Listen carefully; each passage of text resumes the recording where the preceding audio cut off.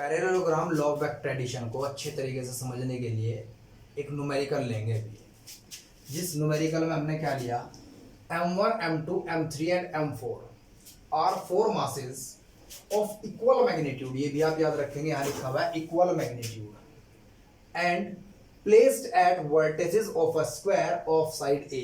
इस पे ध्यान देंगे आप, साइड स्क्वायर की क्या है, a. Then calculate the net force at m2 due to m1 m3 and m4। Concept clear 100%। सबसे पहले आप एक स्क्वायर कंसीडर कर लीजिएगा, और स्क्वायर जब आप कंसीडर करें तब एक साइक्लिक या एंटी साइक्लिक, मतलब क्लॉकवाइज या एंटी क्लॉकवाइज या आप मासेस को मान लो m1 m2 m3 m4। ये ग्रेविटेशन फोर्स है। Calculate the net gravitation force at m2 due to m3 m4 m1 m3 and m4। ठीक है जी, आपको यहां कैलकुलेट करना है नेट फोर्स। तो एक कॉमन सेंस का यूज करो आप, m1 m रख लो, आप m2 को भी m रख लो, और m3 को भी m रख लो, और m4 को भी m। क्यों? क्योंकि हमें क्या कहा गया है कि इक्वल मैग्नीट्यूड के मासेस है, सभी मासेस का मैग्नीट्यूड एक है। ए साइड ये हो गई, ए साइड ये हो गई, ए साइड ये हो गई, और ए ही साइड ये, क्योंकि एक स्क्वायर है और साइड भी आपको गिवन है। Concept clear 100%। अब बच्चे जरा ध्यान दो, m1 इसे अट्रैक्ट करेगा तो एक m1 के कारण F1 फोर्स लगा इस डायरेक्शन में, और m3 भी इसे अट्रैक्ट करेगा तो एक F3 फोर्स लगा, वो भी इस डायरेक्शन में। कंसेप्ट क्लियर तो फिर कंसेप्ट क्लियर। मैंने कल एक बात बताई थी आपको, जब दो मासेस सेम मैग्नीट्यूड के किसी मास के ऊपर फोर्स लगाते हैं और वहां तक की दूरी एक समान होती है, तब आप दोनों फोर्सेस को बराबर ही पाते हैं, तब दोनों का मैग्नीट्यूड बराबर आएगा फोर्सेस का, उसे मान लिया मैंने m। Concept clear. जो किसके बराबर होगा, g m1 और m2 अगर करें आप, और फिर इसका और इससे निकालें तो m स्क्वायर कर दो, क्योंकि सभी का मैग्नीट्यूड एक बराबर है, upon a square. Concept clear. ये जो फोर्स इसके ऊपर लगा F1 और जो F3 लगा वो इसके बराबर होगा 101%। बच्चे एक फोर्स इस तरफ लगा, एक फोर्स इस तरफ लगा, तो दोनों का रिजल्टेंट किस तरफ लगेगा, इस तरफ। यहां तक कंसेप्ट क्लियर सभी के। दोनों के बीच का एंगल दोनों फोर्सेस के 90 डिग्री है, तो आप रिजल्टेंट फोर्स निकालिएगा। Resultant of due to m1 and m3 किसके बराबर होगा, उसे आप f डैश मान लीजिए। रूट, जब दोनों फोर्सेस आपने f माने हैं तो f square plus 2f square cos 90। Cos 90 की वैल्यू होती है 0, तो आपके पास f डैश की वैल्यू किसके बराबर है, 2f स्क्वायर, तो आपके पास f रूट 2। f की वैल्यू रख दीजिएगा आप, g m square upon a square root 2। ये आपके पास f डैश फोर्स आया जो दोनों का रिजल्टेंट लगा। अब थोड़ा जरा ध्यान दीजिए, ये मास भी इसे अट्रैक्ट करेगा, एक फोर्स इसमें लगेगा F4। वो फोर्स किसके बाद, उसके लिए दूरी का काम क्या करेगा, ये डिस्टेंस दूरी का काम करेगा। जब ये डिस्टेंस ए है और ये है, तो आप पाइथागोरस थ्योरम से कैलकुलेट कीजिएगा, a रूट 2 आएगा, a रूट 2 आएगा। जब एक राइट एंगल ट्रायंगल की एक साइड x होती है और दूसरी साइड x होती है, तो ये क्या आती है आपके पास, रूट 2x। तो ये आपके पास कितना आएगा डिस्टेंस, a रूट 2। अब जरा ध्यान दीजिए, जो F फोर्स होगा, force due to m4 at m2 वो किसके बराबर होगा, जरा ध्यान दीजिए। यहाँ F4 मान लिया आपने, g m इंटू m मतलब m स्क्वायर, और दोनों के बीच की दूरी का स्क्वायर मतलब g m square upon 2a square. Let it be equation first और इट बी इक्वेशन सेकंड। आपने इसे इक्वेशन फर्स्ट मान लिया और इसे इक्वेशन सेकंड मान लिया। Concept clear. कोई दिक्कत यहां तक है जी, दिक्कत आपको? अब जरा ध्यान दो, ये फोर्स और ये जो रिजल्टेंट फोर्स था F डैश, दोनों एक ही सेम डायरेक्शन में फोर्सेज ऐड कर देंगे। अब आप कॉन्सेप्ट क्लियर। अब देखिए जरा ध्यान से, आपको जो नेट फोर्स मिलेगा, नेट फोर्स, उसे आप डबल डैश मान लीजिएगा, जो किसके बराबर होगा, F dash plus F four के।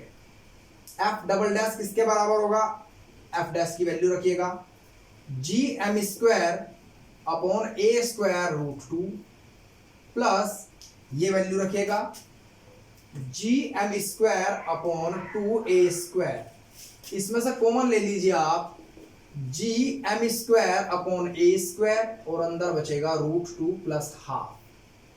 ये G M square upon a square किसकी वैल्यू है, तो आपको आंसर मिल गया।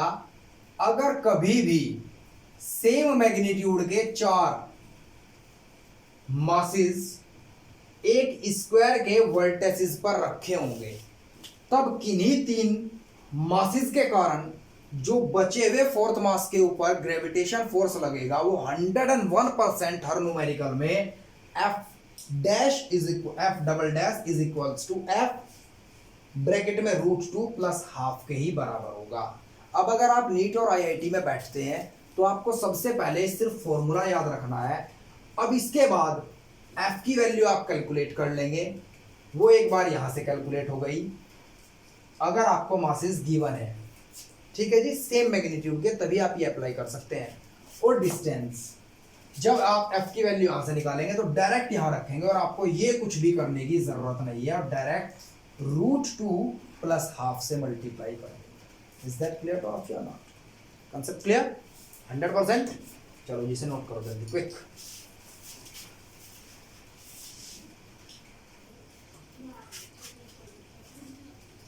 अभी उसी क्वेश्चन को थोड़ा मॉडिफाई करेंगे, और क्वेश्चन में अब क्या थोड़ा डिटेल बढ़ा दी गई। क्या कहा गया है कि M1, M2, M3, M4 चार मासेस हैं, अब ये किया था आपने अभी पहले, और चारों मासेस का मैग्नीट्यूड सेम है और एक स्क्वायर के वर्टेसिस पर रखे हुए हैं। फिर इसमें क्या कहा गया, आपको नेट फोर्स भी निकालना है कि इसके ऊपर इन तीनों मासेस के कारण कितना फोर्स लगा है। फिर आपको एक अलग फिगर गिवन है, इस न्यूमेरिकल में गिवन है फिगर, और उसमें क्या कहा गया आपको कि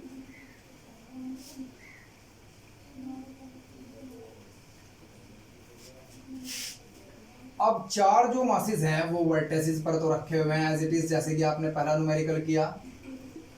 M1 ये भी M मैग्नीट्यूड का, M2 ये भी M मैग्नीट्यूड का, M3 ये भी M मैग्नीट्यूड का क्योंकि सभी के मासेस बराबर हैं, और M4 ये भी M मैग्नीट्यूड का।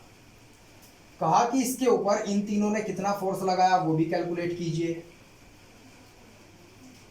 और कोई एक अलग मास यहां रखा हुआ है M5, जो M2 के मुकाबले 3 टाइम्स ज्यादा है। लिखा हुआ है कि जो M2 से 3 टाइम ज्यादा है। M2 कितना है, M मास का है तो उसका मास कितना होगा 3M, और वहां तक की दूरी x दे दी गई है आपको। तो आपको x दूरी भी कैलकुलेट करनी है अगर ये M2 मास इक्विलिब्रियम में हो। इक्विलिब्रियम होता क्या है जरा ये समझिए। M2 मास यहां था, एक फोर्स इस तरफ लगा, एक फोर्स इस तरफ लगा, दोनों का रिजल्टेंट इस तरफ लगा, और इसने जो अट्रैक्शन लगाया वो भी इस तरफ लगा। तो यहां इनका सबका जो रिजल्टेंट होगा वो इसे इस तरफ खींचने की कोशिश करेगा। अगर मैं एक दूसरा मास ला करके यहां रख दूं, अगर वो भी उस पर उतना ही फोर्स लगाए जितना ये अट्रैक्शन के लिए इधर फोर्सेस लगाते हैं, और वो एक जगह स्टेबल हो जाए, वो एक जगह से टस से मस ना हो, तब आप उस मास को इक्विलिब्रियम में कहेंगे।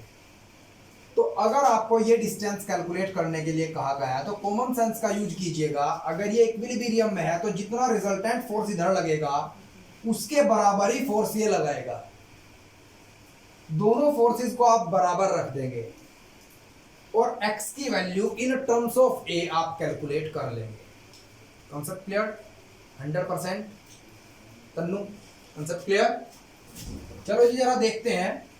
सबसे पहले देखो, आप वहीं से पिछले क्वेश्चन से ही इंफॉर्मेशन ले लीजिएगा, पिछले न्यूमेरिकल से, जो resultant of M1, M3 and M4, resultant force of these three masses at m2 is आपके पास आया था f double dash that is equals to g m square upon a square root 2 plus half. यही आया था, जरा check कीजिए, यही आया था रिजल्टेंट। अब आपको क्या कहा गया, ये एक्स डिस्टेंस कैलकुलेट करना है। अगर ये इक्विलिब्रियम में हो तो जितना ये इसके ऊपर फोर्स लगाएगा उतना ही ये फोर्स होगा जो इन तीनों ने मिलकर लगाया था। दोनों को बराबर रख दीजिएगा, फिर एक्स की वैल्यू कैलकुलेट हो जाएगी। ये इक्विलिब्रियम में होना तभी होता है जब दोनों तरफ से एग्जैक्ट फोर्स अपोजिट डायरेक्शन में लगता है, मतलब इसके ऊपर रिजल्टेंट फोर्स 0 होता है। Concept clear? तो अब आप क्या निकालेंगे, force at m2 due to m5। अब m5 के कारण जो फोर्स लगा वो किसके बराबर होगा, उसे आप मान लीजिएगा f ट्रिपल डैश। वो g m2 के नाम का तो आपने m लिखा और m5 के नाम का क्या लिखेंगे आप, 3m2। और m2 किसके बराबर है, m के, तो 3m। और दोनों के बीच की दूरी कितनी है, x, तो x का स्क्वायर, तो 3g m square upon x square. Let it be equation first, it be equation second. तो अंडर इक्विलिब्रियम के अंतर्गत इक्वेशन फर्स्ट इक्वेशन सेकंड के बराबर होगी, मतलब f डबल डैश के बराबर होगा f ट्रिपल डैश। और इस वैल्यू को इसके बराबर रख दीजिए जरा आप, तो 3 ये लिख दीजिए पहले आप, g m square upon a square root 2 plus half किसके बराबर होगा, 3g m square upon x square. आपको कैलकुलेट x की वैल्यू करनी है। a हमेशा कांस्टेंट दिया होगा कभी भी नीट के एग्जाम में या IIT, ठीक है जी। तो वैसे इतना आसान तो आता नहीं इनमें, यूपीटीयू तक तो इतना आसान क्वेश्चन आ जाता है। अब g से g कैंसिल कर दिया आपने, m स्क्वायर से m स्क्वायर कैंसिल कर दिया आपने, तो x स्क्वायर उस तरफ गया और 3a स्क्वायर आपने यहाँ लिख दिया। x स्क्वायर यहाँ, 3a स्क्वायर यहाँ, और ये सब डिनोमिनेटर। अब x किसके बराबर होगा, root 3a by root 2 plus half की पावर माइनस, क्योंकि यहां से आप स्क्वायर हटाएंगे तो इस तरफ आप रूट लगाएंगे, रूट को आप minus half, sorry plus half भी लिख सकते हैं। Concept clear? x की वैल्यू a के टर्म्स में ही आपको निकालनी थी। a हमेशा कांस्टेंट वैल्यू आपको गिवन होगी, कोई दिक्कत यहां तक? अब कैसा भी कोई भी न्यूमेरिकल क्यों ना हो, आपको इनके मासेस दिए हो किसी भी मैग्नीट्यूड के, वो आपने डायरेक्ट वैल्यू रखी, आपने ये निकाल लिया वैल्यू, और निकालने के बाद x की वैल्यू आप शॉर्टकट में निकाल लेंगे। तो थोड़ा शॉर्ट में पढ़ेंगे। अब आप कंपटीशन में, कंपटीशन क्लियर करने का मतलब होता है टाइम को बचाना। अब ये डायरेक्ट आप फॉर्मूले यूज कर लीजिए और आपका टाइम बच जाएगा। ध्यान दो जरा, यहाँ एक क्वेश्चन लिखा है a cross b equal to a dot b, find angle between a vector and b vector. और ये लिखा हुआ है अगर दो वेक्टर का सम उनके डिफरेंस के बराबर हो तो उनके बीच का एंगल कैलकुलेट कीजिए। पहले इस क्वेश्चन को करते हैं, जरा ध्यान दीजिएगा। क्या कहा गया आपको, a cross b a dot b के बराबर है। तो a क्रॉस b को आप क्या लिख सकते हैं, a क्रॉस b को लिख सकते हैं a का मैग्नीट्यूड b का magnitude sine theta. Concept clear? और a डॉट b को क्या लिख सकते हैं, a का मैग्नीट्यूड b का मैग्नीट्यूड कॉस थीटा, क्योंकि मैंने आपको बताया था क्रॉस प्रोडक्ट दो वेक्टर का इसके बराबर होता है और डॉट प्रोडक्ट किसके बराबर होता है, इसके बराबर। Concept clear? तो बच्चे इससे ये कैंसिल, और साइन थीटा के डिनोमिनेटर में ले आइए आप कॉस थीटा, तो यहाँ क्या बचेगा 1, ये हो गया टेन थीटा 1, और थीटा इज इक्वल्स टू आ गया टेन इनवर्स 1। टेन की वैल्यू 1 कितने डिग्री एंगल पर होती है, 45। तो angle between A vector and B vector is 45 degree. Clear to all of you or not? 100% clear? tan inverse और tan 1 maths में पूछे। सॉल्यूशन इसका देखो जरा, अगर a plus B a minus B के बराबर है तो उनके बीच का एंगल निकालो। ठीक है जी, आप a प्लस बी को और a माइनस बी को बराबर रख लीजिए, a vector plus B vector और a vector minus B vector. Squaring both side, दोनों तरफ स्क्वायर कर दीजिए।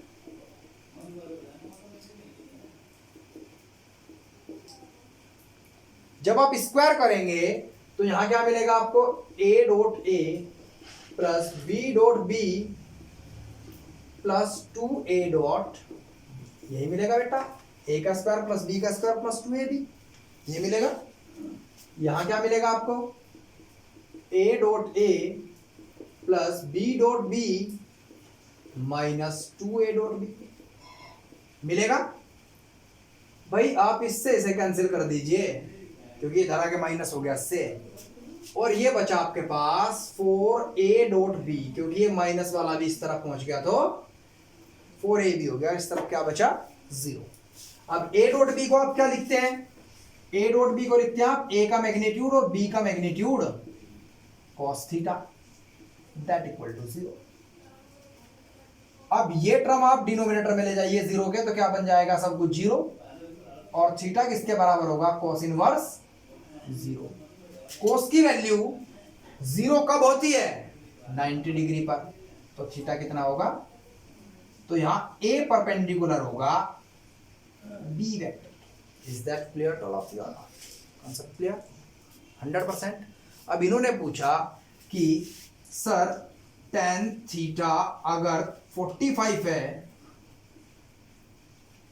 तो 1 होती है, तो आपने कैसे लिख दिया कि tan इनवर्स 1 की वैल्यू 45 हो गया। कॉमन सेंस का थोड़ा सा यूज कर लो, ये कहाँ मोल का थोड़ा ही लाना पड़ता है, तभी तो कहता हूं मैं मैथ्स को पढ़ो मत सीखो से।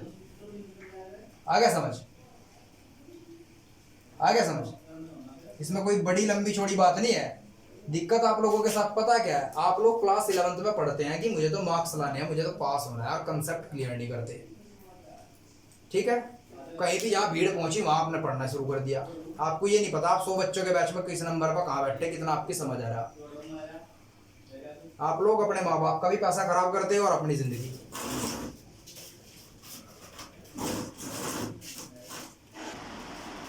अभी नेक्स्ट न्यूमेरिकल है। इस न्यूमेरिकल में क्या कहा गया, किसी एक पार्टिकल के ऊपर दो फोर्सेस इक्वल मैग्नीट्यूड के इस प्रकार लगते हैं कि जो उनका रिजल्टेंट होता है वो भी फोर्सेस के मैग्नीट्यूड के ही बराबर है। मान लो दो फोर्सेस ये लगे,